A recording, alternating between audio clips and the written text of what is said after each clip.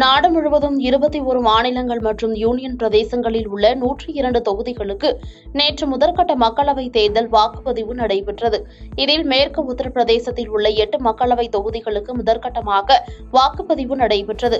இந்நிலையில் உத்தரப்பிரதேசத்தில் 8 தொகுதிகளில் நடைபெற்ற முதற்கட்ட தேர்தலில் 60.25% வாக்குகள் பதிவாகியுள்ளதாக தேர்தல் ஆணையம் தெரிவித்துள்ளது. சர்வதேச அளவில் முன்னணி மின்சார வாகன தயாரிப்பு நிறுவனமான டெஸ்லாவின் தலைவர் எலான் மஸ்க் ஏப்ரல் 21ஆம் தேதி இந்தியா வரவிருந்த நிலையில் பயணம் ஒத்திவைக்கப்பட்டிருப்பதாக தகவல்கள் வெளியாகியுள்ளன. ஏப்ரல் 21, 22ஆம் தேதிகளில் இந்தியாவில் பயணம் மேற்கொள்ளவிருந்த எலான் மஸ்க் பிரதமர் மோடியை சந்தித்து இந்தியாவில் முதலீடு செய்வது குறித்து ஆலோசனை மேற்கொள்வார் என தகவல் வெளியாகியிருந்தது குறிப்பிடத்தக்கது. கோடை விடுமுறையை ஒட்டி பெரும்பாலானோர் தங்களது சொந்த ஊர்களுக்கு செல்வது வழக்கம். குறிப்பாக சென்னை, பெங்களூர் உள்ளிட்ட பகுதிகளில் இருந்து தென் மாவட்டங்களுக்கு அதிகளவு மக்கள் படையெடுப்பார்கள் என எதிர்பார்க்கப்படுகிறது.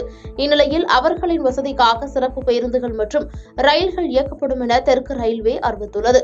அதன்படி தூத்துக்குடி சென்னை இடையேயான சிறப்பு ரயில் இன்று மாலை 4:30 மணிக்கு தூத்துக்குடியிலிருந்து புறப்படும் என தெரிவித்துள்ளது.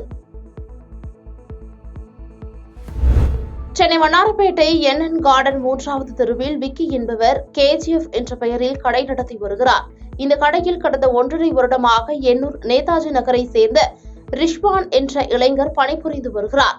இந்நிலையில் திருமணத்திற்காக வேலையை விட்டுவிட்டு புதியதாக வேலை தேடுவதற்காக வீராஸ் அருகே உள்ள கடை ஒன்றுக்கு வேலை தேடி வந்துள்ளார். அப்போது KGF கடையில் வேலை பார்த்த சச்சின் என்ற இளைஞர் இவரை பார்த்து கடையில் தகவல் தெரிவித்துள்ளார். உடனடியாக ரிஸ்வானை பிடித்து கடையில் உள்ள பணம் சுமார் 1,30,000 திருடி உள்ளதாக தெரிவித்து அவரை தாக்கியுள்ளனர்.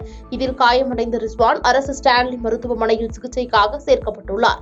இந்த சம்பவம் தொடர்பாக ரிஸ்வானை தாக்கிய சசிகுமார் மற்றும் சச்சின் ஆகியோரை போலீசார் கைது செய்தனர். மேலும் தலைமறைவாக உள்ள விக்கியை போலீசார் தீவிரமாக தேடி வருகின்றனர். பாதகம் செய்பவரை கண்டால் நாம் பயங்கொள்ளலாகாது பாப்பா, மோதி மிதித்து விடு பாப்பா, அவர் முகத்தில் உமிழ்ந்து விடு பாப்பா. அண்மை செய்திகளை உடனுக்குடன் தெரிந்து கொள்ள இணைந்திருங்கள் இயம்நாடு தொலைக்காட்சியுடன்.